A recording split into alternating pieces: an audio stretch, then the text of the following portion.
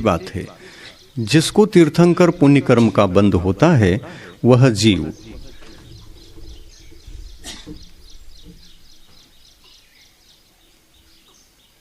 विशेषता यह है कि वह पंच परमिष्टियों में से 4 परमिष्टि को नमस्कार नहीं करते। क्या समझा रहे, ध्यान दे रहे? जो तीर्थंकर प्रकृति को बंद कर लेते हैं, बंधने के बाद वे 4 परमिष्टि को नमस्कार नहीं करते। कौन कौन से परमिष्टि? अरिहंत, आचार्य, उपाध्याय और साधु, इन 4 को नमस्कार नहीं करते। सीधा सिद्ध परमिष्टि को ही नमस्कार करते हैं।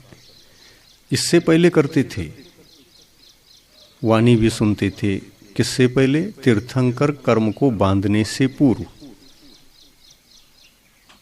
नमस्कार करते थे, उपदेश सुनते थे। उपदेश सुनकर के ही तो उनको सम्यक दर्शन हुआ।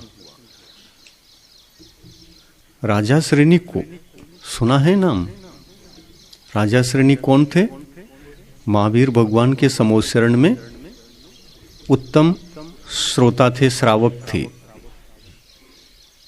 उन्होंने सम्यक दर्शन प्राप्त किया। सम्यक दर्शन प्राप्त करने के लिए कारण एक दिगंबर गुरु ही बन गए। उनका उपदेश सुनकर उन्होंने सम्यक दर्शन धारण किया। वो गुरु भी जिनके ऊपर उन्होंने उपसर्ग किया था, वे ही गुरु सम्यक्त्व की उत्पत्ति में कारण बन गए। इससे पूर्व भूमिका उनकी पत्नी चेलना उस सम्यक्त्व की उत्पत्ति में कारण बनी। वो लंबी चौड़ी कथा है, उसको सुनने के लिए हम नहीं जा रहे हैं, सुनाने के लिए नहीं जा रहे हैं। अपने को ये समझना है कि तीर्थंकर प्रकृति को बंद करने से पहले जो सम्यक दर्शन होता है, वे गुरु या भगवान की वाणी को सुने बिना तो होता नहीं। किसी की भी वाणी को, एक देव भी भगवान की वाणी को उनके मुख से वो सुना देता है तो उसको सम्यक दर्शन की उत्पत्ति हो सकती है। कोई स्वाध्याय से सम्यक तो प्राप्त कर सकता है, कोई किसी के भगवान की वाणी को किसी के माध्यम से सुन लिया तो उसके ऊपर भी उसके आश्रय से भी सम्यक दर्शन उत्पन्न हो सकता है।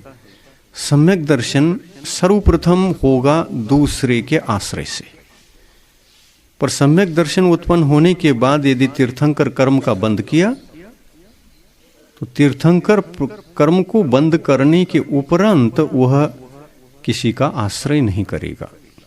जैसे राजा श्रेणिक सम्यक दर्शन की उत्पत्ति के टाइम में तो दूसरे का आश्रय लिया। तीर्थंकर कर्म का बंद होने के पश्चात वे तो अभी नरक में हैं, नरक से यहाँ आकर तीर्थंकर बनने वाले हैं। नरक गए ना, किस कारण से गए? मुनि के गले में सर्प डाल करके उपसर्ग किया, इतना बड़ा पाप कर्म किया, उसी के फलस्वरूप वे नरक में हैं। आज तीर्थंकर कर्म को बांधने के बाद भी नरक जाया जा सकता है। देखो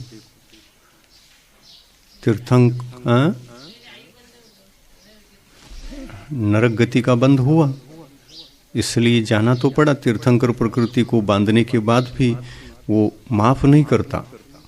गति कर्म एक बार बंध जाता है तो माफ नहीं होता।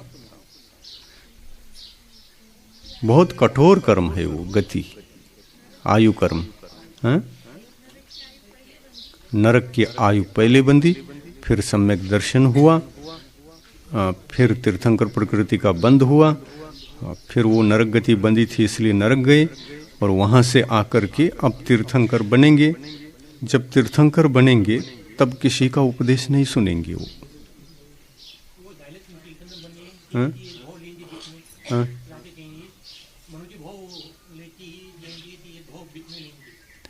नहीं, वहाँ से आकर के डायरेक्ट तीर्थंकर बनेंगे, मनुष्य बनेंगे, उसी मनुष्य पर्याय से तीर्थंकर बनेंगे। वहाँ से आएंगे, एक बार और मनुष्य बनेंगे, फिर कहीं जाएंगे स्वर्ग आदि, फिर तीर्थंकर बनेंगे, ऐसा नहीं। सीधा ही आकर के तीर्थंकर बनने वाला जीव, ये ध्यान में रखना है, तीर्थंकर बनने वाला जीव दो ही गति से आता है, या तो नरक से आता है या तो देव गति से आता है, या तो ऊपर से आता है या तो नीचे से आता है, आजू बाजू से नहीं आता वो। मनुष्य गति से या तिर्यंश गति से इधर उधर से आकर के तीर्थंकर नहीं बनता। हाँ, ये संभव है, तीर्थंकर कर्म को मनुष्य भव में बांधने के उपरांत वो स्वर्ग न जाए, नरक न जाए, ऐसा हो सकता है। तीर्थंकर कर्म को बांध लिया और बांधने के बाद उसी भव से तीर्थंकर बन करके मोक्ष चले गए, ऐसा हो सकता है। पर आना मनुष्य गति से आकर मनुष्य बनकर तीर्थंकर नहीं बन सकते।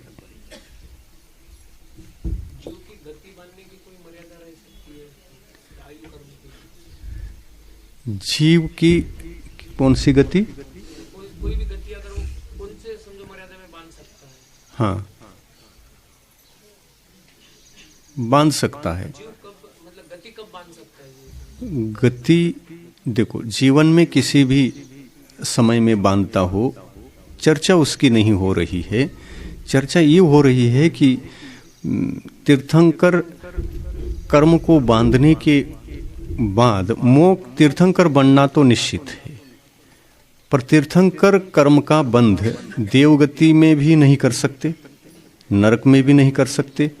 बंध की जो शुरुआत होगी वो मनुष्य गति से ही होगी। बंध की शुरुआत मनुष्य गति से हो, बंधने के बाद फिर नरक में भी जाया जा सकता है, देवगति में भी जाया जा सकता है।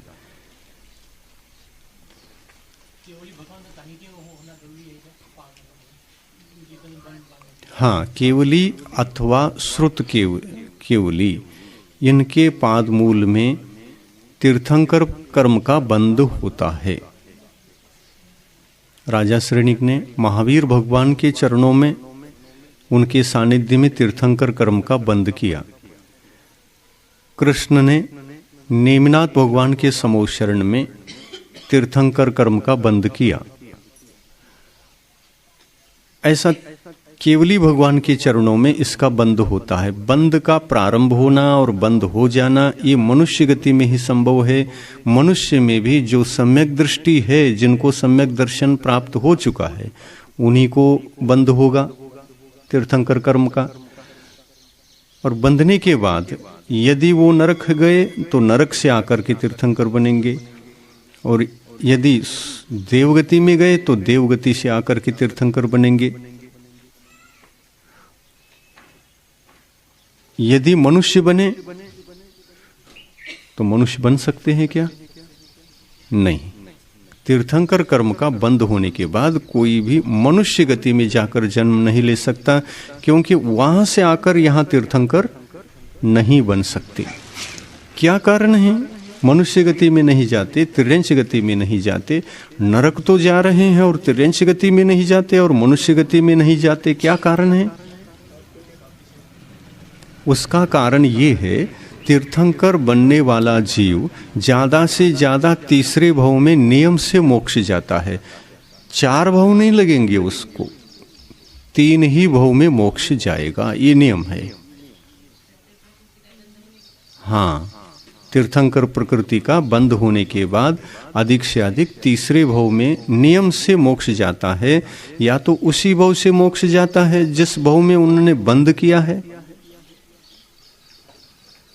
परंतु यदि मनुष्य गति का बंध किया तो तीर्थंकर प्रकृति का बंध नहीं होगा। आगामी मनुष्य गति का बंध किया है तो उसको तीर्थंकर कर्म का बंध होगा ही नहीं, क्योंकि तीसरे भव में मोक्ष जाना अनिवार्य होता है उसको, वो नहीं होने वाला है।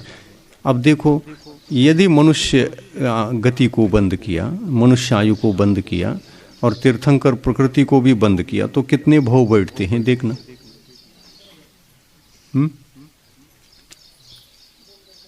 वो सम्यक दृष्टि तो रहेगा ना, सम्यक दृष्टि रहेगा। तो तीर्थंकर प्रकृति का बंद किया, सम्यक दृष्टि है। सम्यक दृष्टि मनुष्य गति में जन्म ले सकता है क्या? यदि ले भी ले तो भोग भूमि का मनुष्य हो सकता है। मान के चले वो क्षायिक सम्यक दृष्टि है, और क्षायिक सम्यक तो प्राप्त करने से पहले ही मनुष्य गति का बंद कर चुका है, और मनुष्य गति को बंद कर चुका है तो मनुष्य गति में तो जाना पड़ेगा, मनुष्य गति में जाना पड़ेगा। अब तीर्थंकर प्रकृति का बंद किया, एक तो बंद हो नहीं सकता। मान के चले कि यदि बंद भी किया तो किधर जाएगा? कर्म भूमि का मनुष्य होगा या भोग भूमि का? वो भोग भूमि का मनुष्य होगा। भोग भूमि का मनुष्य होगा तो भोग भूमि से मरण करके किस गति में जाना पड़ेगा? क्या नियम है? तो देव गति में ही जाता है भोग भूमि का जीव, देव गति में जाएगा। देव गति में जाने के उपरांत फिर मनुष्य गति में ही आना पड़ेगा। तो ये कितने भव हो गए? ये ज्यादा हो गए, ये 4 होने लगे। एक भव ये तीर्थंकर प्रकृति का बंद किया, और तीर्थंकर प्रकृति का बंद करके भोग भूमि चला गया, और सिद्धांत के अनुसार वहीं जाना पड़ेगा, और वहां से देवगति में जाना पड़ेगा, और देवगति से आकर के पुनः मनुष्य बनना पड़ेगा। तो 4 भव घटित होने लगे। तो 4 भव लगते नहीं, 3 भव ही लगते हैं ज्यादा से ज्यादा।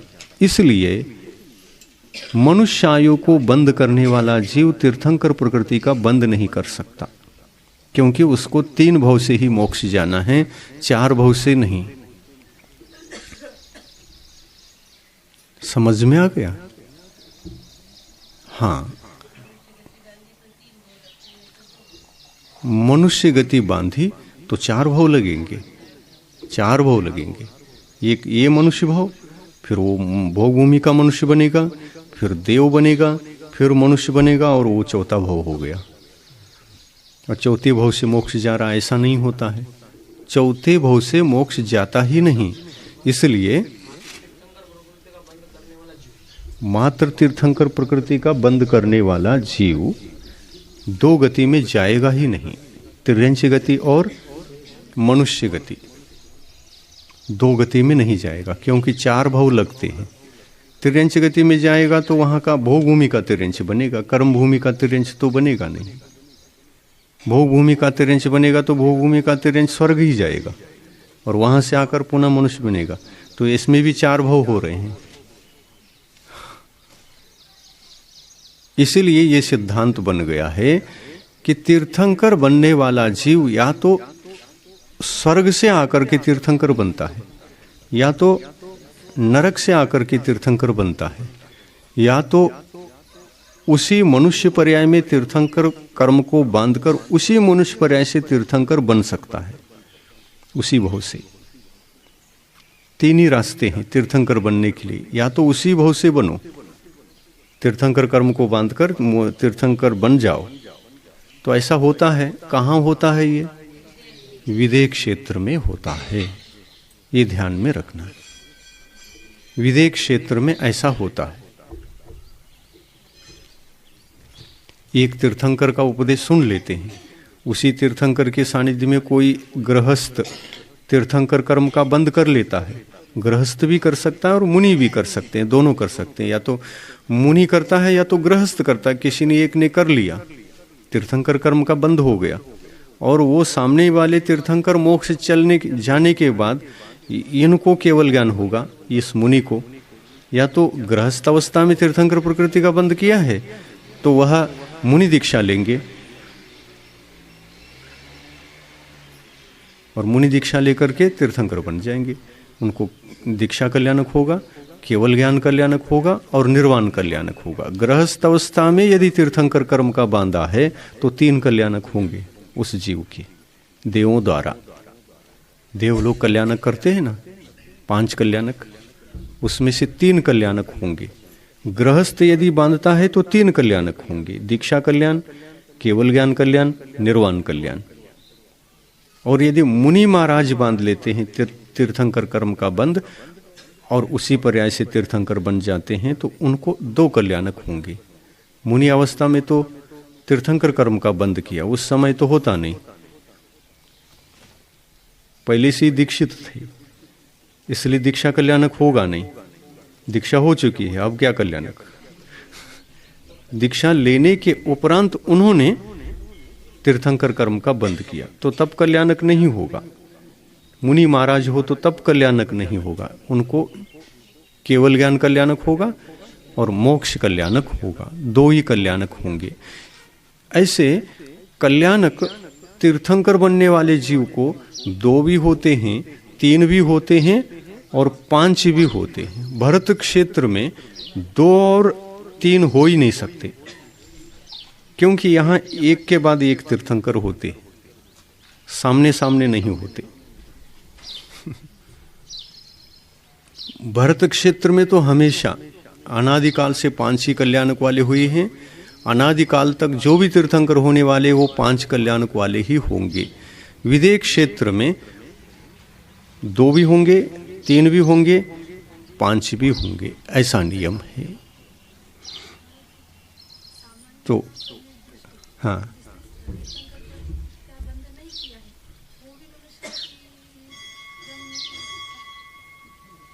मनुष्य गति में जन्म ले सकता है।